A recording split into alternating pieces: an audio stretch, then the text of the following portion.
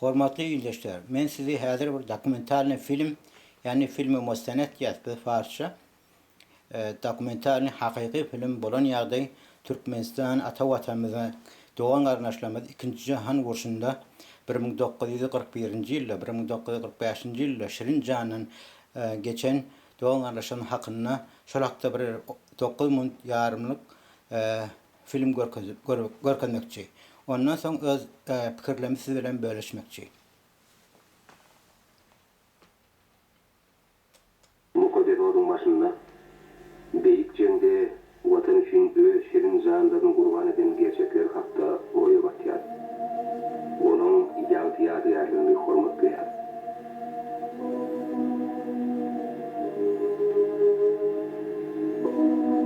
Toğdanizmci Türkmen Ata Watan veteranlarynyň terine uruş ýatlamarynyň kergeni goş ýazyryp geçipdi.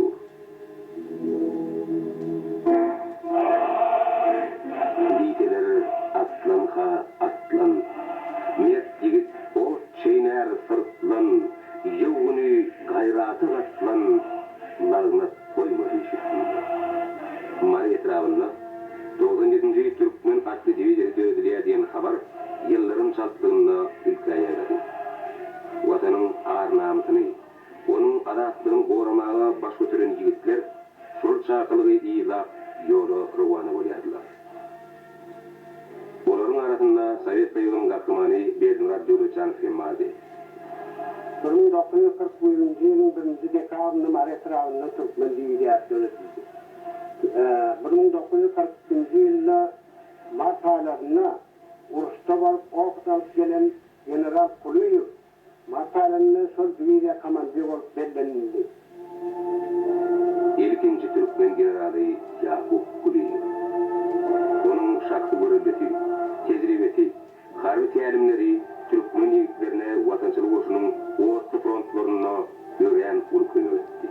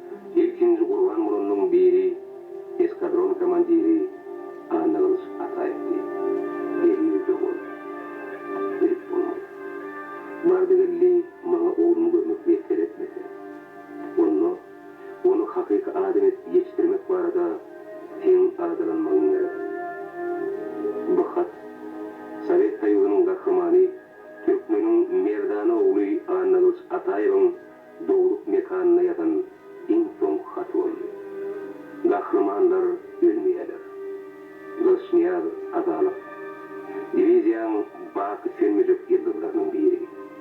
Recep Durduýew, Muhammed Glyzow, Ivan Popov, Grigoriy Berisov we başgalary ýaly gahramanyň atlary ýan hem ýurdumyzyň taryhyna altyn harflar bilen ýazyldy.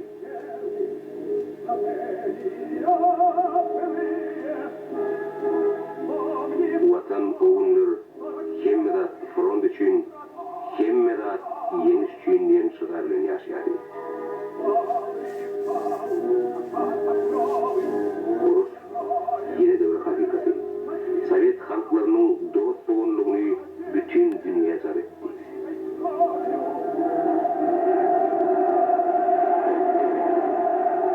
Türkmen açlyk diýilýäniň ulagçylygy Recep Uljaýewiň tutuş ömrü halklaryň doganlygynyň aýdym şaýadydyr.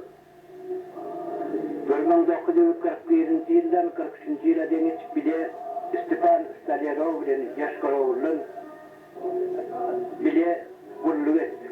Şonna bir-birimize wepadar bolmak üçin eger birimiz wepat bolaysak, şoň derewine hökümet öňünde şoň borcuny 20 ýyl işlemeli diýip bir-birimize wada etdik. Onda da Stepan Stalyarow wepat boldy, Watan terörüşinden koýupdy.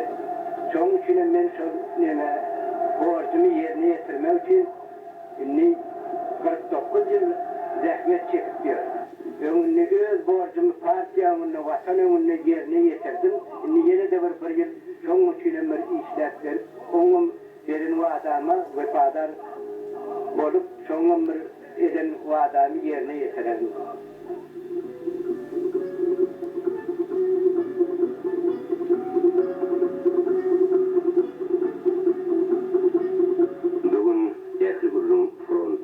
Watana söýgü, arnamyz hem adam mertebesi hakdy. Guruşluk, ýaşlaryň hakyka tapyny boldy.